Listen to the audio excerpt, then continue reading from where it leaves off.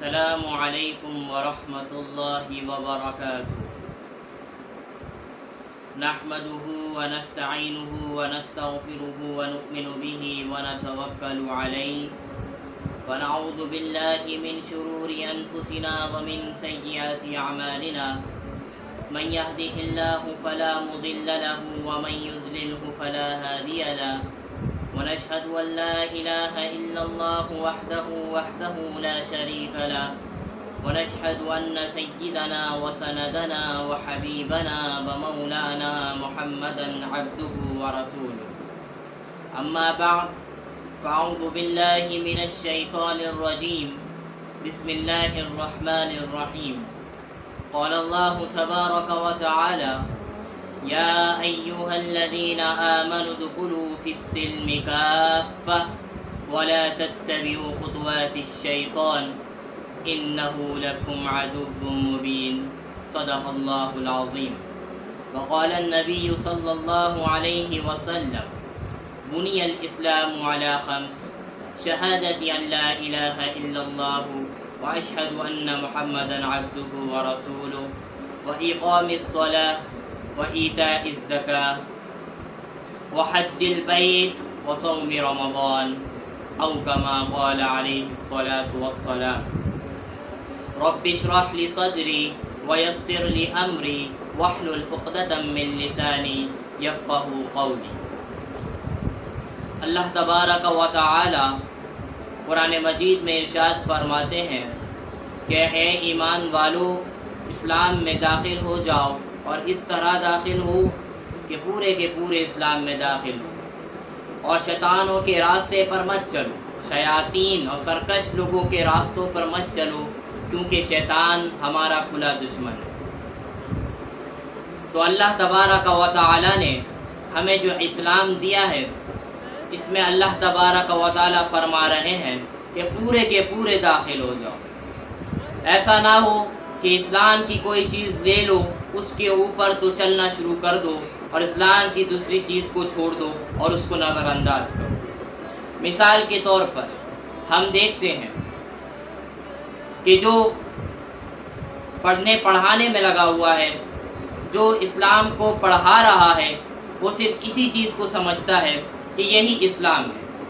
باقی جو دوسرے لوگ کر رہے ہیں، دوسرے کام کر رہے ہیں، اس کو ایسا سمجھتا ہے یہ کوئی چھوٹی چیز ہے۔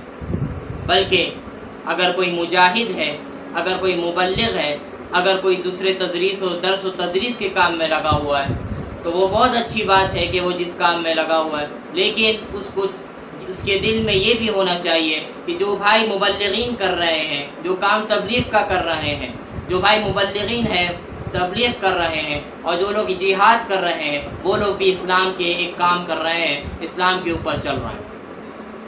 تو ہمیں پورے کے پورے اسلام میں داخل ہونا ہے۔ اس کا مطلب ایک یہ بھی نکالا جا سکتا ہے کہ ہم دوسروں کو تو نصیحت کرتے ہیں کہ یہ کام کرو یہ اسلام کے مطابق ہے، یہ کام مت کرو یہ اسلام کے خلاف ہے، لیکن جب وہ کام ہمارے اوپر آتا ہے، وہ ذمہ داری ہمارے اوپر آتی ہے تو وہ چیز ہم بھول جاتے ہیں۔ تو دوسروں کو تو نصیحت کرتے ہیں لیکن خود اس کے اوپر عمل نہیں کرتے۔ اور قرآن مجید کا ایک اور جگہ ارشاد ہے وَكَذَلِكَ جَعَلْنَاكُمْ أُمَّةً وَسَطًا، کہ ہم نے امت مسلمہ کو درمیانی امت بنائی ہے، معتدل امت بنائی ہے۔ تو مسلمان کے اندر، مسلمان اگر پورے اسلام کے اوپر چلنا چاہتا ہے تو اس کو سب سے پہلے معتدل ہونا ضروری ہے۔ جب اس کے اندر اعتدال آئے گا تبھی اس کے نزدیک آگے جو اس سے زیادہ بہتر کام کر رہے ہیں ان کا احترام پیدا ہوگا۔ اگر کوئی شخص پڑھنے پڑھانے کا کام کر رہا ہے تو اس کا مطلب یہ نہیں ہے کہ وہی اسلام ہے، بلکہ جو لوگ جہاد کر رہے ہیں وہ بھی ایک اسلام کا کام کر رہے ہیں، جو تبلیغ کر رہے ہیں وہ بھی ایک اسلام کا کام کر رہے ہیں۔ لیکن ہم دیکھتے ہیں کہ جو مجاہدین ہیں وہ یہی سمجھتے ہیں کہ ہم سب سے بڑا کام کر رہے ہیں، اور جو تبلیغ کا کام کر رہے ہیں ان کو برا سمجھتے ہیں اور ان کو چھوٹی چیز سمجھتے ہیں، یہ چھوٹا کام کر رہے ہیں۔ اسی طرح جو تبلیغ پہ لگے ہوئے ہیں وہ مجاہدین کو الٹا سیدھا کہتے ہیں، مجاہدین کو کہتے ہیں یہ غلط کام ہے، ہمارا ہی کام اصل ہے۔ اسی طرح دین کے جتنے پہلو ہیں اس کے اوپر چلنے والا شخص یہ سمجھتا ہے کہ میں ہی سب سے بہترین کام کر رہا ہوں۔ ایسا نہیں ہے۔ اللہ نے آپ کو ایک شعبے کے ساتھ جوڑا، بہت بڑی بات ہے، بہت نعمت ہے اللہ کا، اس پہ شکر ادا کرنا چاہیے، لیکن دوسروں کو بھی اپنے دل کے اندر گنجائش دیں کہ جو دوسرا کام کر رہا ہے وہ بھی اسلام کا کام کر رہا ہے، اس کی بھی حوصلہ افزائی کریں، اس کی بھی امداد کریں، جس طرح بھی امداد کر سکتے ہیں، اپنے جان سے مال سے جس طرح اس کی مدد کر سکتے ہیں کریں، اور ان سب کے لیے ہمیشہ دعا گو رہے۔ اسی طرح اسلام کے پورے اسلام پہ چلنا ہے، صرف نماز کا پڑھ لینا یا روزوں کا رکھ لینا یہ اسلام نہیں ہے۔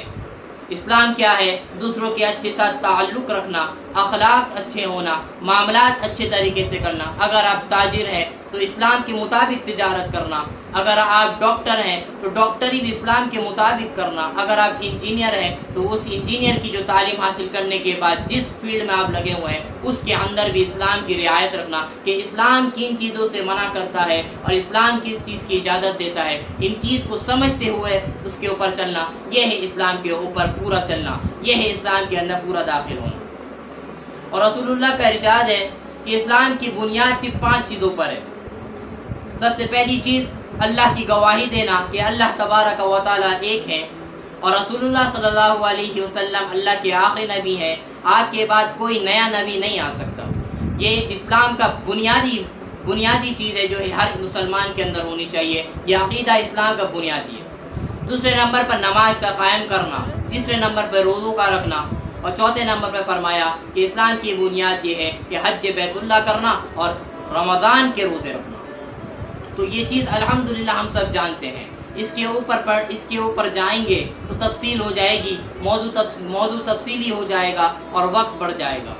تو اصل بات سمجھانے کا مقصد یہ ہے کہ یہ 5 چیزیں جو ہیں یہ صرف اسلام نہیں ہے، یہ تو اسلام کی بنیادی چیز ہے۔ مثال کے طور پر کوئی شخص ایک گھر بناتا ہے اور اس کے اندر پلرز نہ لگائے اور ڈائریکٹ چھت کھڑی کرنے کی کوشش کرے تو کیا ہوگا؟ چھت گر جائے گی، کیونکہ پلرز نہیں ہے، بنیاد اور اس کی ستون نہیں ہے، بنیادی چیز نہیں ہے گھر کی۔ جب چھت کھڑی کریں گے تو کھڑی نہیں ہوگی، اور کھڑی کرنے کی کوشش بھی کریں گے تو دھڑام سے گر جائیں گے۔ تو یہ اسلام کے ستون ہے، پلرز آف اسلام ہے کہ نماز کا قائم کرنا، اللہ کو ایک ماننا، رسول اللہ کو آخری نبی ماننا، نماز کا قائم کرنا، روزے رکھنا، حج بیت اللہ کرنا اور زکوٰۃ کا ادا کرنا، یہ اسلام کی بنیادی چیز ہے۔ یہ اسلام ان چیزوں کے اوپر کھڑا ہوا ہے، اسلام کا اسٹرکچر ان 5 چیزوں پر ہے۔ لیکن آپ جب گھر بناتے ہیں، آپ نے 5 پلرز بنا لیے، آپ نے اس کے اوپر چھت بھی کھڑی کر دی، تو کیا مطلب ہے کہ وہ گھر آپ کا کمپلیٹ ہو گیا؟ آپ اس گھر میں رہ سکتے ہیں؟ نہیں رہ سکتے جب تک اس گھر میں ضروریات کی چیزیں نہیں بنائی جائیں گی، اس گھر میں واش روم جب تک نہیں بنائیں گے، اس گھر میں کچن جب تک نہیں بنائیں گے، اس گھر میں رومز جب تک نہیں بنائیں گے، آپ اس گھر میں رہ نہیں سکتے۔ اسی طرح اسلام کے اندر یہ جو 5 چیزیں ہیں یہ صرف بنیادی ستون کے مانند ہے، لیکن اس کا مطلب یہ نہیں ہے کہ اسلام مکمل ہو گیا۔ جس طرح ڈیکوریٹ کرنے کے لیے گھر کو ہم ڈیکوریٹ کرتے ہیں دوسری چیزوں سے، اسی طرح اسلام کو ڈیکوریٹ کیسے ہوگا، اسلام مکمل کیسے ہوگا؟ جب اس کے اندر اچھے اخلاق بھی آئیں گے، جب اس کے اندر جھوٹ سے بچنا بھی ہوگا، جب اس کے اندر سچ کا بولنا بھی ہوگا، جب اس کے اندر چوری سے بچنا بھی ہوگا، جب اس کے اندر جہاد کرنا بھی ہوگا، جب اس کے اندر تبلیغ کرنا بھی ہوگا، جب اس میں برائی سے بچنا اور نیکیوں میں لگنا یہ چیز آئے گی، جب اس کو اسلام کے مطابق تجارت کرنا اس کے اندر آئے گا، معاملات اسلام کے مطابق رکھنا آئے گا، تب اسلام مکمل ہوگا۔ تو اگر کوئی شخص یہ کہے کہ میں روزے رکھتا ہوں، نماز پڑھتا ہوں، حج بھی کرتا ہوں، زکوٰۃ بھی دیتا ہوں ماشاءاللہ، اور اللہ کو مانتا بھی ہوں، تو کیا مطلب ہے وہ مکمل مسلمان ہے؟ وہ کیا کامل مسلمان ہے؟ ہرگز نہیں۔ جب تک وہ جھوٹ سے نہیں بچے گا، جب تک وہ سچ کو نہیں اپنائے گا، جب تک اس کے اندر جہاد کا جذبہ نہیں ہوگا، جب تک وہ تبلیغ کا جذبہ اس کے اندر نہیں ہوگا، جب تک اس کے اخلاق اچھے نہیں ہوں گے، جب تک اس کے معاملات اچھے نہیں ہوں گے، جب تک اس کی تجارت اچھی نہیں ہوگی، تب تک وہ کامل مسلمان کہلانے کا حقدار نہیں ہے۔ ہاں، مسلمان کا ان 5 چیزوں پہ چلنے سے مسلمان کا لیبل تو اس کے اوپر لگ جائے گا، لیکن مکمل اسلام اس کے اندر نہیں ہے، مکمل مسلمان وہ نہیں ہے۔ مکمل مسلمان کے لیے ضروری ہے کہ اسلام کے تمام شعبوں پر، اسلام کی تمام چیزوں پر جو رسول اللہ صلی اللہ علیہ وسلم لے کر آئے، ان تمام چیزوں پر چلنا، یہ ہے مکمل مسلمان۔ جب مسلمان ان ساری چیزوں پر چلے گا تب مسلمان ایک کامل مسلمان کہلائے گا۔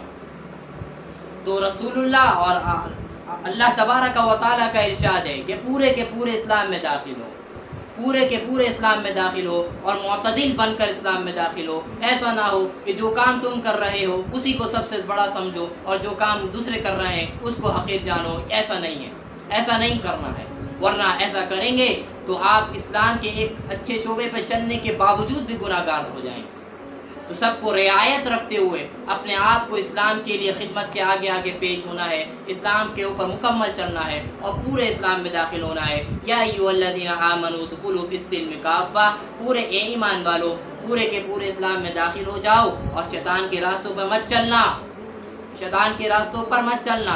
شیطان کے راستے کیا ہیں جو آپ سب کو جانتے ہیں؟ جھوٹ بولنا شیطان کا راستہ ہے، غلط جگہ جانا شیطان کا راستہ ہے، اسی طرح ناچ گانے میں لگنا، اسی طرح دوسرے چیزوں میں لگنا، فحاشی کے کاموں میں لگنا، بے پردگی، داڑھی کا کاٹنا، یہ ساری چیزیں شیطان کے راستے ہیں۔ ان راستوں سے بچنا ہے۔ کیوں بچنا ہے؟ کیونکہ اللہ تبارک و تعالیٰ نے فرما دیا کہ یہ تمہارا کھلا دشمن ہے۔ ہمیں کسی کے بارے میں یہ شک ہو جائے کہ یہ میرا دشمن ہے تو ہم اس سے کتنا بچتے ہیں، ہم اس سے کتنا ہوشیار ہو جاتے ہیں، لیکن اللہ تبارک و تعالیٰ واضح طور پر فرما رہے ہیں کہ شیطان تمہارا کھلا دشمن ہے، لیکن ہم پھر بھی اس سے بچتے نہیں ہیں، پھر بھی اس کے راستے پہ چلنے کی کوشش کرتے ہیں اور اس کے راستے پہ چلتے ہیں۔ تو ضروری ہے کہ پورے کے پورے اسلام میں داخل ہوئیں اور شیطان کے راستوں پر، شیاطین کے راستوں پر اپنے آپ کو چلنے سے بچائیں اور پورے کے پورے اسلام میں داخل ہونے کے بعد معتدل شخصیت بنیں۔ لیکن یہ اعتدال پسندی جائز کاموں میں ہو، ناجائز میں نہ ہو۔ ایسا نہ ہو کہ حرام کے کام میں لگے ہوئے ہیں اور بولے اسلام کے اندر تو اعتدال پسندی ہے، اتنا زیادہ کسی کو حرام نہیں کرو۔ کوئی غلط کام کر رہا ہے تو بولو چھوڑو اسلام کے اندر گنجائش ہے، یہ ہرگز نہیں ہے۔ جائز کاموں میں اعتدال پسندی کرنا ہے، ناجائز کاموں میں کبھی بھی معتدل نہیں رہنا، ناجائز کاموں میں ہمیشہ فتوے کی جگہ تقوی پر عمل کرنا ہے۔ تو بہتر یہ ہے کہ ناجائز کام میں ہمیشہ تقوی پر عمل کیا جائے اور جو جائز کام ہے اس کے اندر انسان اپنے آپ کو معتدل بناتے ہوئے پورے کے پورے اسلام میں داخل ہو۔ اللہ تبارک و تعالیٰ سے دعا ہے اللہ تعالیٰ ہم سب کو عمل کرنے کی توفیق نصیب فرمائے۔ وآخر دعوانا ان الحمد للہ رب العالمین۔ السلام علیکم ورحمۃ اللہ وبرکاتہ۔